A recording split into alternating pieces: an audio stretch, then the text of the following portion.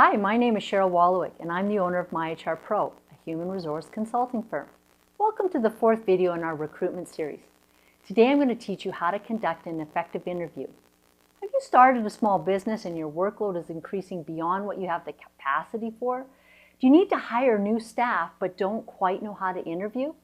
Well, in this video I'm going to provide you with 7 interviewing tips so that you can conduct an effective interview. Interviewing tip number 1 is when preparing for an interview, make a list of the things you want to learn about the candidate. Now base this list on the tasks that you require the new employee to do as outlined in your job description. The second interview tip is to make a list of personality traits, skills, and experience the candidate must have in order to be successful in the role. This information should also have been listed on the job description. For personality traits, list things like detail-oriented or works in a conscientious manner. Examples of skills include advanced understanding of computer office programs such as Microsoft Word and Excel. An example of things to list for experience could include experience like they've done things with customer service and they've dealt directly with the public. The third interviewing tip is to make a list of questions you can ask when interviewing to discover if the candidate possesses these skills, experience, and personality traits. Now, you don't have to invent these questions on your own. There's many websites that list possible interview questions you can ask. When interviewing, ensure that their questions are relevant, precise, and allow the candidate to reveal their skills, experience, and personality traits.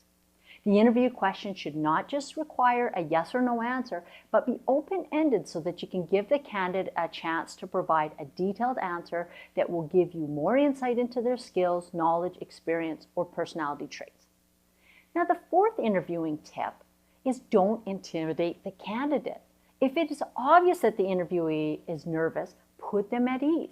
They'll likely reveal more about themselves when they are relaxed and not feeling intimidated by the interviewer.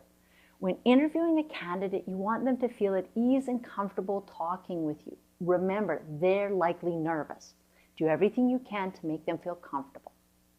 The fifth interviewing tip is don't rush the interview. Effective interviewing involves asking well-thought-out questions that will allow the interviewee to give you the answers you need to make your decision. The sixth tip is to provide an opportunity for the interviewee to demonstrate their skill level by completing a sample task that the position requires them to do. Don't call this a test, rather call it an opportunity to prove their skills. And my last interviewing tip is after your interviews are complete, reflect and compare how each individual answered your questions. You should have a good idea as to which candidate will be most successful in the position. To help you keep track of the candidates and your thoughts on their answers, consider using a rating sheet to record comments and rate answers during the interviewing process. Keeping numeric ratings can help you rank order your top candidates and the others that you've been interviewing. And it helps you have a clear idea regarding who you believe will make the best employee. Oh, and don't forget to do reference checks before extending an offer to your top candidate. I hope you found these 7 interviewing tips logical and useful.